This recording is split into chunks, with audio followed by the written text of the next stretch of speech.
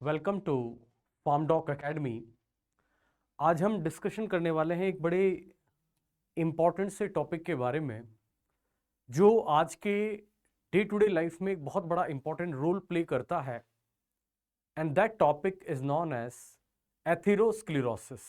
आप लोगों ने नाम भी सुना होगा कि एथेरोस्क्लेरोसिस, एक्चुअली एथेरो वर्ड हम कह सकते हैं कि नॉर्मली कहीं ना कहीं there is the involvement of arteries.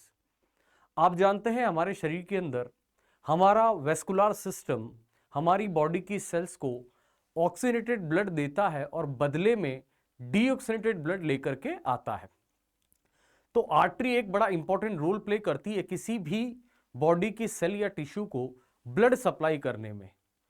अब अगर हम कहें कि इस आर्टरी की अगर एक सिंपल सी अगर आप देखिए these are the lumen of the arteries.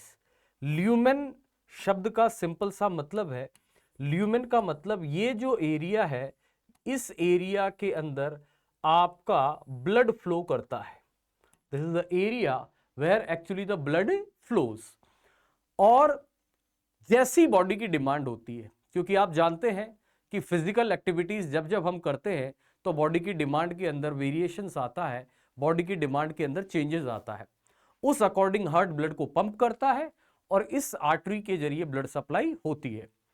अगर कहीं ना कहीं इसका ल्यूमेन आपका नैरो हो जाए, मैं क्या कह रहा हूं, अगर आपका ल्यूमेन है, अगर ये ल्यूमेन कहीं ना कहीं क्या हो जाए, नैरो हो जाए, फॉर एग्जाम्पल लाइक दिस, तो व्हाट विल हैपन इज, अगर ये पाइप सकरा हो जाएगा तो क्या जितनी सप्लाई इसको करना चाहिए क्या ये उतना सप्लाई कर पाएगा? नहीं। अब यहां पर अगर आप देखेंगे टर्म्स का मतलब देखिए, एथेरोस्क्लेरोसिस जो टर्म्स है वो कहां से आया है। इसका सिंपल सा मतलब है thickening and hardening of large and medium size muscular arteries. Muscular arteries जो है उसका मेन बड़ी बड़ी आर्टरीज और मीडियम साइज आर्टरीज, छोटी आर्टरी अगर हुई है तो इतना कोई फर्क नहीं पड़ता, और स्पेशली कौन सी लेयर, ट्यूनिका इंटीमा। अब अगर आपके सामने इस आर्टीरियल वॉल को देखें तो देखिए 3 लेयर होती है। जो एंडोथीलियल लेयर है, जो सबसे इनर मोस्ट है, इसी को हम कहते हैं ट्यूनिका इंटीमा। इंटीमा अंदर वाली लेयर है। मीडिया सबसे थिकेस्ट लेयर होती है और ये बनी होती है मेनली हम कह सकते हैं स्मूथ मसल लेयर, जिसमें इलास्टिन फाइबर है और कोलेजन है। मेनली मीडिया के अंदर क्या पाया जाता है, आप कह सकते हो स्मूथ मसल, और यही डायमीटर को बदलने में रोल प्ले करती है, जो हम कहते हैं वैसो डायलेशन या फिर vasoconstriction. Outermost layer is tunica adventitia, जिसमें आपका सबसे बाहरी लेयर है।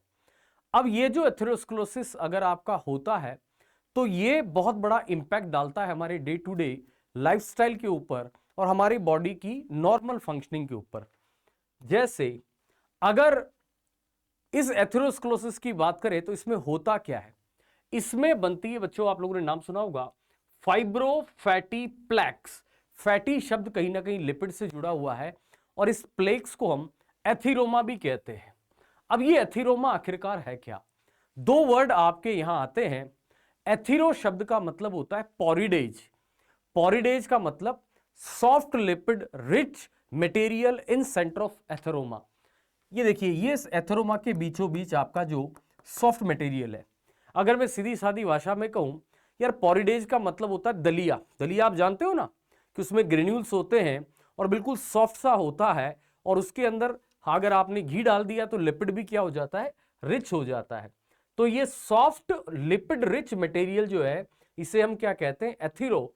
और ये चारों तरफ जो स्कैरिंग हो रही है इसको हम कहते हैं स्क्लेरोसिस, जो आपका कहने का मतलब कनेक्टिव टिश्यू इन प्लेक्स। अब एथेरोस्क्लेरोसिस क्या है, सबसे कॉमनली कहां होता है? नॉर्मली आप कह सकते हो कि जितनी भी आपकी आर्टीरियल डिजीज है उसकी वजह से जो भी प्रॉब्लम्स आती है, कहीं ना कहीं मेजर फैक्टर कौन बन के आता है, एथेरोस्क्लेरोसिस। जैसे आज के टाइम पे डे टू डे लाइफ के अंदर आप जानते हैं one of the leading cause of death in world population is related to the heart. और हार्ट के अंदर अगर हम देखें, आगे हम डिस्कशन करेंगे नॉर्मली होता क्या है कि इस तरह से ये ब्लड वेसल्स है, और आप हार्ट को जानते हो कोरोनरी आर्टरी सप्लाई करती है, जैसे जैसे डिमांड है उस अकॉर्डिंग सप्लाई करती है। तो अगर मान लीजिए यहां पर ये एथेरोस्क्लेरोसिस इस तरह से जमा हो जाता है, तो इसके डिस्टल पार्ट के अंदर कहीं ना कहीं जितना ब्लड जाना चाहिए उतना ब्लड जाता नहीं है। तो इसका मतलब होता क्या है, बड़ा सिंपल सी भाषा में, अब होगा क्या, अगर दिल काम कर रहा है जब तो पूरा शरीर काम करेगा, तो होगा क्या, इम्बैलेंस होगा। किस चीज में इम्बैलेंस होगा, आप कहोगे, बोला डिमांड एंड सप्लाई।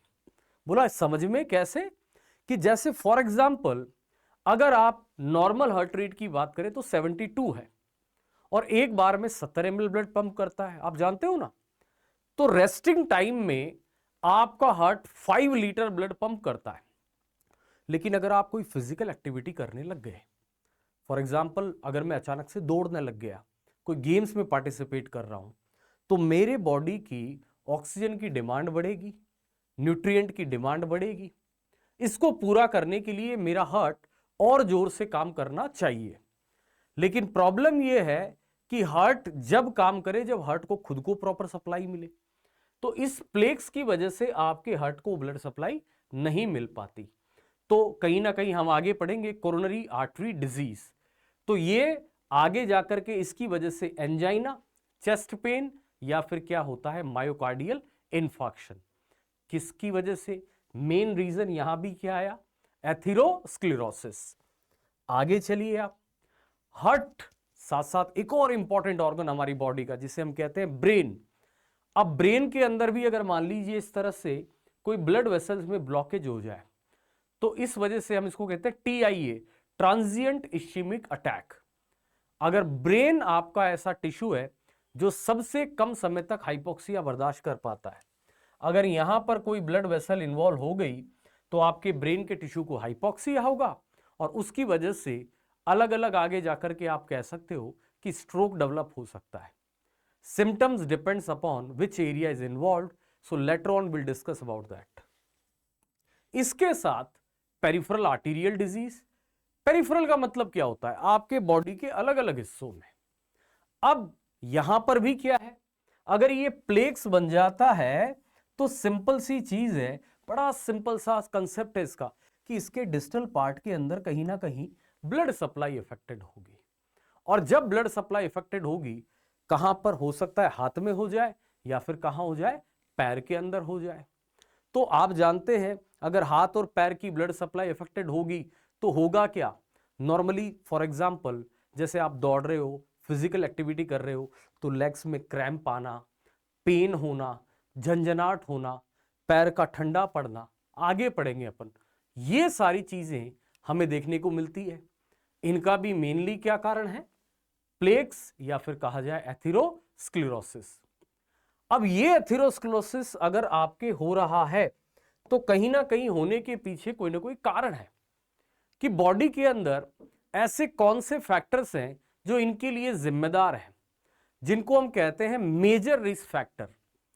पहला मेजर रिस्क फैक्टर है डिसलिपिडीमिया। लिपिडीमिया कहने का मतलब है जो लिपिड है, लिपिड आपके शरीर के अंदर खून में पाया जाता है, प्लाज्मा में, जिसे हम कहते हैं लिपोप्रोटीन।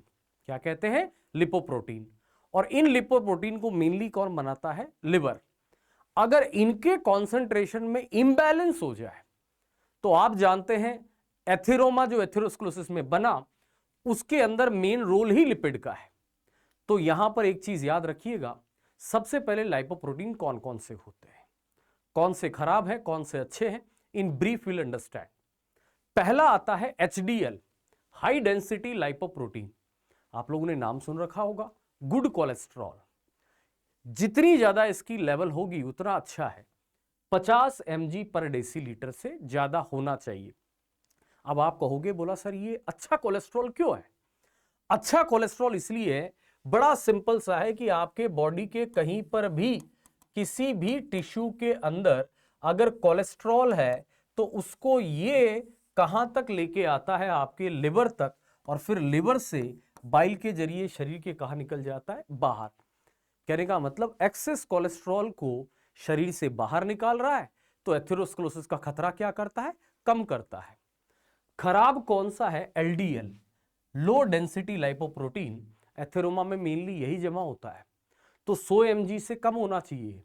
जितना ज्यादा ये बढ़ रहा है उतना ज्यादा खतरा बढ़ जाता है आपके एथेरोस्क्लेरोसिस का। एक है वीएलडीएल, वीएलडीएल हम कह सकते हैं ट्राइग्लिसराइड, जो 150 मिलीग्राम पर डेसीलीटर, लेवल जरूर याद रखिएगा। एचडीएल 50 mg से ज्यादा होना चाहिए, एलडीएल 100 mg पर डेसीलीटर से कम होना चाहिए, और टोटल सीरम एक तरह से जो इसकी लेवल है कोलेस्ट्रॉल की, वो 200 को एक्सीड नहीं करना चाहिए।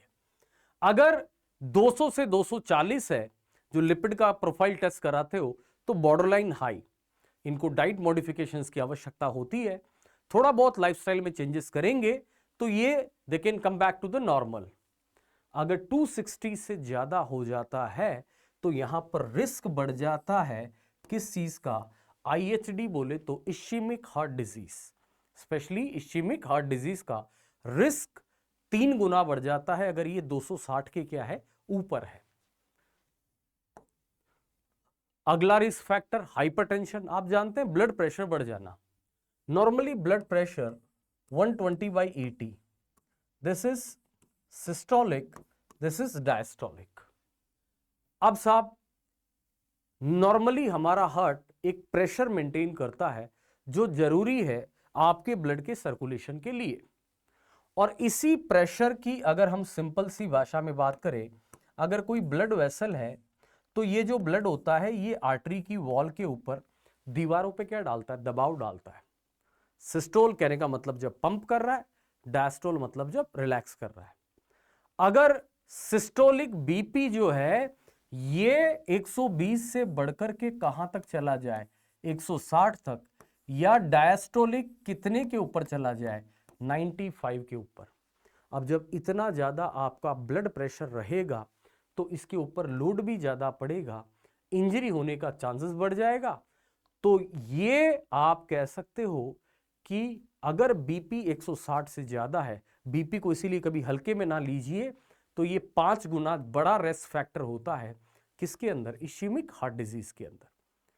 One more important thing, smoking. जो लोग स्मोकिंग करते हैं और 1-2 दिन नहीं, काफी सालों से अगर स्मोकिंग कर रहे हैं, आप जानते हैं स्मोक के जरिए कार्बन मोनोऑक्साइड ब्लड के अंदर जाती है, और ये कार्बन मोनोऑक्साइड जितनी बढ़ेगी इसको रिमूव करने के लिए हीमोग्लोबिन काम करता है, तो उतना ही हीमोग्लोबिन से क्या जुड़ेगी, ये जुड़ेगी, तो फिर क्या बनेगा, कार्बोक्सी हीमोग्लोबिन। जितना ज्यादा कार्बोक्सी हीमोग्लोबिन बनेगा उतना आपकी ब्लड वेसल को ऑक्सीजन कम मिलेगी, तो आपकी ब्लड वेसल की खुद को क्या हो सकता है, हाइपोक्सिया, और अगर हाइपोक्सिया हो गया तो फिर से ब्लड वेस्कुलर इंजरीज हो जाएगी। Diabetes, again specially type 2 diabetes, और हम कह सकते हैं हमारी लाइफस्टाइल, ओबेसिटी, उल्टा पुल्टा खाना, शरीर के अंदर फिजिकल एक्टिविटी अगर आप कहो कम करना, ये सब वो रिस्क फैक्टर्स हैं जो कहीं ना कहीं एथेरोस्क्लेरोसिस के लिए क्या है, जिम्मेदार। तो एथेरोस्क्लेरोसिस खुद एक बीमारी नहीं है, ये बीमारियों की जड़ है, बीमारियों की क्या है, जड़ है। तो इसकी वजह से कौन कौन सी प्रॉब्लम्स होती है, जैसे ischaemic heart disease, later on will discuss in further classes. So हमने आज समझा कि एथेरोस्क्लेरोसिस क्या होता है, क्या इसके टर्म्स हैं, क्या पर्टिकुलर इसकी वजह से प्रॉब्लम्स आ सकती है, और इनके रिस्क फैक्टर्स क्या है। तो आज के लिए इतना ही। Thank you very much, take care.